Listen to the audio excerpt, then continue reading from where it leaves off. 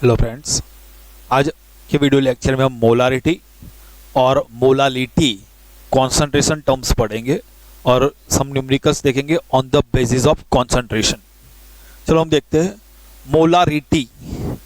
तो मोलारिटी है RITY, it is denoted by capital M। Molarity is denoted by capital M।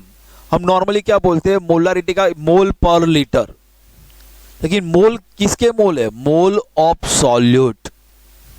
और litre क्या है? Volume of solution in litre. तो molarity को हम नॉर्मली बोल देते हैं मोल पर लीटर।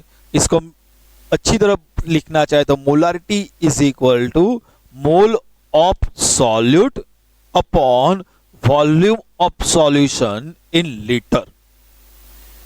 तो mole of solute upon volume of solution in litre. अब यहां पे देखो, यदि मैं वॉल्यूम ऑफ सॉल्यूशन 1 लीटर ले लूं, यदि वॉल्यूम ऑफ सॉल्यूशन क्या कर लूं 1 लीटर, यदि वॉल्यूम ऑफ सॉल्यूशन 1 लीटर हो जाएगा तो 1 लीटर 1 लिखो या ना लिखो कुछ फर्क नहीं पड़ेगा। वॉल्यूम ऑफ सॉल्यूशन 1 लीटर हो जाएगा, मोल ऑफ सॉल्यूट एंड मोलारिटी क्या हो जाएगा? सेम। यदि 2 मोल सॉल्यूट होगा तो मोलारिटी कितनी होगी? 2 मोलर। 0.1 मोल सॉल्यूट होगा तो मोलारिटी क्या होगी? 0.1 मोलर। तो molarity is defined as number of mole of solute per 1 litre of solution. और बोल सकते हैं molarity is defined as the number of mole of solute present in और dissolve in 1 litre of solution. तो याद रख, तो मोलारिटी, तो वॉल्यूम ऑफ सॉल्यूशन कितना कर दो? 1 लीटर। तो मोलारिटी इज डिफाइंड एज जितने number of mole of solute होगा dissolve in 1 litre of the solution is known as molarity. चलो देखो,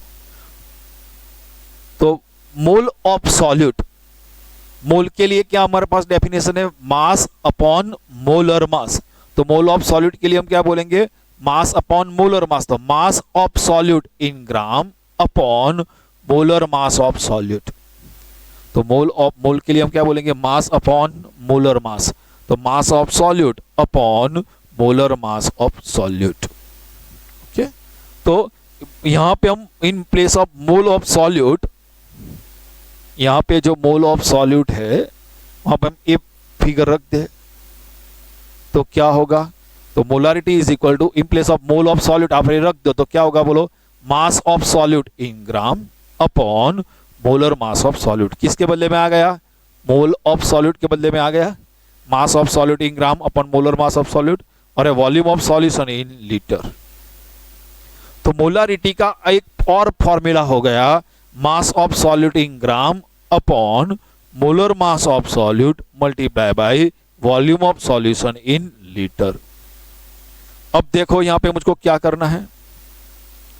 अब देखो, 1 ग्राम है और 1 लीटर है, तो ग्राम पर लीटर लिख दिया यहां पे। बचा कौन? Molar mass of solute. तो मोलारिटी की और एक फॉर्मूला भी बन सकती है कि molarity is equal to gram per litre upon molar mass of solute. आपको एक याद रख देना है, मोलारिटी इज इक्वल टू क्या है बोलो? Gram per litre upon molar mass of solute.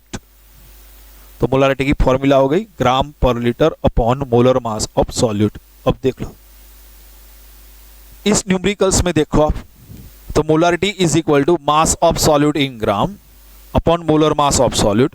Volume of solution litre में, यदि कोई न्यूमेरिकल्स में हमको ml में दिया है तो ml में दिया होगा, लेकिन मुझको लीटर में कन्वर्ट करना पड़ेगा ना, तो डिवाइडेड बाय क्या कर दो?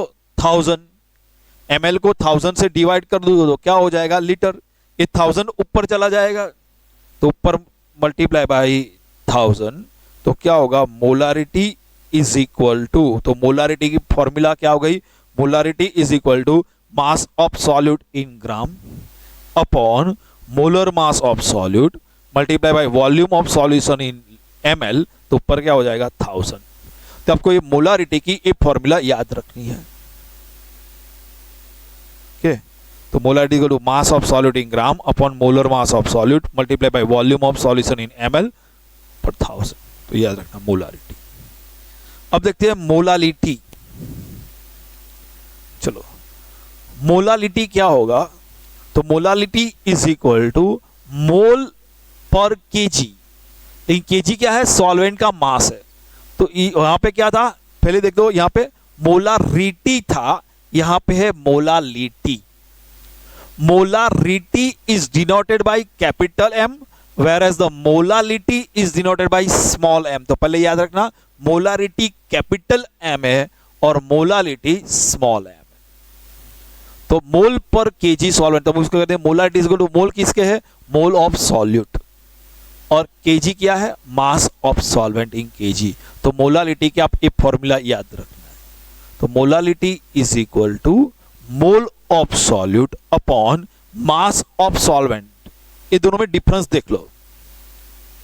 मोलारिटी में volume of solution in litre, volume of solution, whereas in molality है mass of solvent in KG. क्या है बोलो? Mass of solvent in KG. अब देखो, 1 केजी हो मास ऑफ सॉल्वेंट, 1 केजी, 1 केजी मतलब 1 लिखो या ना लिखो कुछ नहीं फर्क पड़ेगा। तो बोलो मोल ऑफ सॉल्यूट यदि 1 होगा तो 1 मोलल, मोलारिटी की इतनी होगी 1 मोलल। यदि 0.1 मोलल सॉल्यूट होगा, 0.1 मोल सॉल्यूट होगा तो मोलारिटी कितनी होगी? 0.1। तो molarity is defined as number of mole of solute dissolve in 1 kg of solvent, 1 kg of solvent. तो molarity is defined as the number of mole of solute present in 1 kg of solvent, और लिख सकते हो पर kg of the solvent. तो देखो, इन place of mole of solute, यहां से जो है ना वो लिख देते हैं यहां पे, इन place of mole of solute. तो मोल ऑफ सॉल्यूट क्या आ सकता है? मोल का मीनिंग क्या होता है? Mass of solute upon molar mass of solute. तो in place of mole of solute क्या लिखेंगे? Mass of solute upon molar mass of solute multiply by mass of solvent in kg. यदि हम कोई न्यूमेरिकल्स करते हैं, वो न्यूमेरिकल्स में सॉल्वेंट का वेट ग्राम में है, तो कौन सी फॉर्मूला हम अप्लाई कर सकते हैं? देखो, molarity is equal to mass of solvent in gram upon molar mass of solute. Mass of solvent in kg है, तो हम क्या करेंगे? मास ऑफ सॉल्वेंट ग्राम में दिया हुआ है कोई न्यूमेरिकल्स में, हमको केजी में कन्वर्ट करना है, तो डिवाइडेड बाय 1000 करना है। यदि डिवाइडेड बाय 1000 करेंगे तो ऊपर चला जाएगा ये। तो मोलालिटी की फॉर्मूला है, molality is equal to mass of solvent in gram multiply by 1000 upon molar mass of solute multiply by mass of solvent in gram. तो मोलारिटी और मोलालिटी दोनों की फॉर्मूला अच्छी तरह याद कर लेना। मोलारिटी और मोलालिटी की फॉर्मूला अच्छी तरह याद कर लो। अब देखो, मोलारिटी और मोलालिटी में क्या डिफरेंस है? मोलारिटी में जितना मोल है ना मोलालिटी है, उतने मोल कहां पे डिसॉल्व करना है? 1 लीटर सॉल्यूशन में। और यहां पे क्या होता है? 1 kg सॉल्वेंट में। इतना याद रखना। तो देखो, 0.25 molar solution of NaOH means that 0.25 molar solution of NaOH, उसका मीनिंग क्या होगा? जितना मोलर है उतना मोल NaOH, जितना मोलर है उतना मोल NaOH। तो 0.25 मोलर है तो 0.25 मोल NaOH प्रेजेंट इन मोलारिटी, तो हम बोलेंगे 1 लीटर सॉल्यूशन में। तो याद रखना, 0.25 मोलर सॉल्यूशन का मीनिंग क्या होगा? 0.25 मोल NaOH present in 1 litre solution. अब मोलालिटी होता है तो क्या होता है? जितना मोलर होता है उतना मोल। तो 1.5 मोलर KCl सॉल्यूशन, तो 1.5 मोल KCl present in 1 kg solvent. तो यहां पे आएगा 1 लीटर सॉल्यूशन में मोलारिटी होगा तब, और मोलालिटी में 1 kg सॉल्वेंट में। याद रखना, फिर से एक बार देख लो, मोलारिटी में होगा तो क्या होगा? जितना मोलर है इतना mole present in 1 litre solution, where as in molality जितने मोलालिटी है उतने mole comparison in 1 kg solvent. चलो मोलारिटी के फॉर्मूला में वॉल्यूम ऑफ सॉल्यूशन होता है। देखो मोलारिटी के फॉर्मूला में क्या है, वॉल्यूम ऑफ सॉल्यूशन, यानी volume of solution is depends upon the temperature. यदि टेम्परेचर चेंज हो जाएगा तो volume of the solution change हो जाएगा। यदि सॉल्यूशन वॉल्यूम का सॉल्यूशन चेंज हो जाएगा तो मोलारिटी क्या हो जाएगी, चेंज। तो molarity is very, value of molarity varies with varies in temperature. तो टेम्परेचर चेंज हो जाएगा तो वॉल्यूम ऑफ सॉल्यूशन चेंज हो जाएगा, तो मोलारिटी भी चेंज हो जाएगी। तो याद रखना molarity is a function of temperature.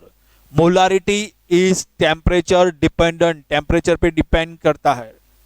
यदि टेम्परेचर चेंज हो जाएगा तो मोलारिटी भी चेंज हो जाएगी। क्यों, टेम्परेचर चेंज करने से वॉल्यूम ऑफ सॉल्यूशन चेंज हो जाएगा, वॉल्यूम ऑफ सॉल्यूशन चेंज होने से मोलारिटी चेंज हो जाएगी। तो molarity is a function of temperature, temperature change हो जाएगा तो मोलारिटी चेंज हो जाएगी। लेकिन देखो मोलालिटी, मोलालिटी के फॉर्मूला में वॉल्यूम नहीं आता है। देखो मोलालिटी की फॉर्मूला देखो, तो मोलालिटी की फॉर्मूला में कहीं भी वॉल्यूम नहीं है। मतलब मोलालिटी ए टेम्परेचर डिपेंडेंट नहीं है, molality is independent of temperature. Temperature change होने के बाद भी मोलालिटी चेंज नहीं होगी। तो यार ना molality is independent of temperature, molality is independent of temperature. Molality does not change with change in temperature। याद रखना molality does not change with change in temperature। तो याद रखना मोलारिटी टेम्परेचर फंक्शन है, वो टेम्परेचर चेंज होने के साथ चेंज हो जाती है, लेकिन मोलारिटी टेम्परेचर से इंडिपेंडेंट है, टेम्परेचर चेंज होने के बाद भी चेंज नहीं होगी। तो अब मुझको बताओ मोलारिटी और मोलालिटी में हम प्रैक्टिकल यूज की बात करें तो किसमें कॉन्फिडेंस ज्यादा होगा, मोलारिटी में ज्यादा होगा या मोलालिटी में ज्यादा होगा? मोलालिटी में ज्यादा होगा। क्यों? कि मोलारिटी है ना वो टेम्परेचर के साथ चेंज हो जाएगी, टेम्परेचर चेंज हो जाएगा मोलारिटी की वैल्यू चेंज हो जाएगी। लेकिन मोलालिटी में टेम्परेचर चेंज होने के बाद भी उसकी वैल्यू चेंज नहीं होती है। तो इसका एडवांटेज पॉइंट है ऑफ मोलालिटी। तो it is the main advantage of molality small m over the molarity capital M as a unit of concentration। तो as a unit of concentration की बात करें मोलारिटी और मोलालिटी में कौन ट्रस्टेबल है, तो मोलालिटी स्मॉल m वो ट्रस्टेबल है, याद रखना। देखते हैं न्यूमेरिकल्स। देखो क्वेश्चन है W gram of solute having molecular mass m is dissolved in sufficient water to form V ml of solution। Derive formula for molarity। चलो मोलारिटी की फॉर्मूला डिराइव करना है। तो मोलारिटी का फॉर्मूला क्या है? मोलारिटी की फॉर्मूला है मास ऑफ सॉल्यूट पर molar mass of solute multiply by volume of solution in ml। तो ऊपर क्या हो जाएगा 1000। ये मोलारिटी की फॉर्मूला है, वो आपको याद रखना। अब देखो यहां पे देखते हैं क्या है question. W gram of a solute, तो जो सॉल्यूट है ना वो सॉल्यूट का मास कितना है W। तो W gram of a solute having molar mass M, तो मोलर मास क्या है M, is dissolve in sufficient water to form V ml of the solution. Solution कितना है V ml। तो फॉर्मूला क्या हो जाएगी बोलो, molarity is equal to mass of solute multiply by 1000 molar mass of solute m upon volume of solution V। तो ये हो जाएगी मोलारिटी की फॉर्मूला। अब आप न्यूमेरिकल्स करेंगे ना तो मास ऑफ सॉल्यूट कुछ दिया होगा, वॉल्यूम कुछ दिया होगा, मोलर मास हमको कैलकुलेट करने के लिखना होगा। तो बोलो आप कर सकते हो ना न्यूमेरिकल्स में, वैल्यू कुछ चेंज हो जाएगी। तो सिर्फ और सिर्फ आप अच्छी तरह फॉर्मूला याद रखो तो कर सकते हो। क्या अच्छी तरह समझ लेना कॉन्सेप्ट, तो कुछ प्रॉब्लम नहीं होगा। देखो next question 360 gram of glucose 360 gram of glucose are added in sufficient water तो 360 gram of glucose are added in sufficient water to produce 1.36 kg of solution. Calculate molality of solution. Okay, तो molality calculate करना है. चलो देख लेते हैं यहाँ पे कौन कौन से कंपोनेंट आते हैं. तो 360 gram of glucose are added in sufficient water. तो glucose are added in sufficient water to from 1. तो ग्लूकोज और वाटर है, तो ग्लूकोज सॉल्यूट है, वाटर कौन है, सॉल्वेंट है. कि ग्लूकोज का मास 360 ग्राम ऑफ ग्लूकोज, तो ग्लूकोज का मास है 360 gram added in sufficient water to produce 1.36 kg of solvent. ये जो सॉल्यूशन है ना 1.36 kg है. 1.36 kg को ग्राम में कन्वर्ट कर दो क्या होगा 1360. अब सोचो ये ग्लूकोज का मास कितना है 360, ये सॉल्यूशन जो है वो कितना है 1360 ग्राम. तो वाटर का मास कितना होगा, तो 1360 में से ये सब्ट्रैक्ट कर लो 360, तो कितना हो जाएगा 100. तो ये 360 ग्राम हो जाएगा, ये 100 ग्राम हो जाएगा, दोनों का समेशन कर लो, इतना हो जाएगा. अब मोलालिटी कैलकुलेट करना है, तो मोलालिटी की फॉर्मूला है mass of solute upon molar mass of solute multiply by mass of solvent in gram. तो ऊपर क्या हो जाएगा 1000. चलो फॉर्मूला में वैल्यू रख दे. चलो मास ऑफ सॉल्यूट, तो ग्लूकोज सॉल्यूट है उसका मास गिवन है 360 ग्राम मल्टीप्लाई बाय 1000. चलो molar mass of solute, solute कौन है ग्लूकोज. ग्लूकोज जो है उसकी फॉर्मूला है C6H12O6. तो ग्लूकोज की फॉर्मूला है C6H12O6. तो जो कार्बन है ना उसका एटॉमिक मास कितना है 12, हाइड्रोजन का कितना होता है 1, ऑक्सीजन का कितना है 16. तो ऑक्सीजन का 16 है, हाइड्रोजन का 1 है, कार्बन का 12 है. अब इसका मोलर मास कैलकुलेट करेंगे ना ग्लूकोज का, तो होगा 180 multiply by mass of solvent in gram. तो सॉल्वेंट का ग्राम के वेट कितना है 1000. तो आंसर हो जाएगा 2 मोलल. तो हमारा आंसर है मोलल. नेक्स्ट क्वेश्चन देखते हैं.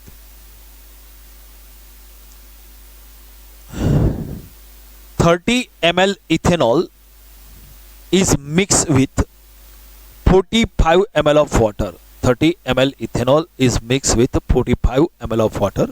Determine percentage V by V of ethanol. तो देखो ethanol is mix with water, तो ethanol mix with water and form solution. तो इथेनॉल कितना है बोलो, तो अब हमारे कंपोनेंट कौन सा है इथेनॉल और वाटर. इथेनॉल कितना है 30 ml mix with 45 ml of water. तो हमारे पास टोटल सॉल्यूशन कितना हो गया 30 प्लस 45 75 हो गया. Percentage V by V of ethanol calculate करना है, तो percentage V by V of ethanol. तो देखो V तो ऊपर क्या होगा ml, नीचे भी क्या होगा V है तो ml. इथेनॉल, इथेनॉल है तो इथेनॉल का वॉल्यूम, तो volume of ethanol in ml upon total volume of solution in ml, और परसेंटेज है तो मल्टीप्लाई बाय 100. तो देखो वॉल्यूम ऑफ इथेनॉल, तो देखो यहाँ पे इथेनॉल की वॉल्यूम कितना है 30 ml upon volume of solution कितना है 75 ml. कैलकुलेशन करते हैं तो कितना मिल जाता है 40% V by V. Next question. Aqueous solution contain 30% W by V of urea. What does it mean. तो देखो हमारे पास जो सॉल्यूशन है ना 30% W by V है, तो जितना परसेंटेज जितना इतना लिख दो 30 तो 30, W तो लिख दो ग्राम, तो 30 gram urea, 30 W gram urea present in percentage ने तो 100, V है तो ml ऑफ सॉल्यूशन. तो इसका मीनिंग होता है 30 gram urea present in 100 ml of solution. तो 30 gram urea present in 100 ml of solution. आगे देखते हैं.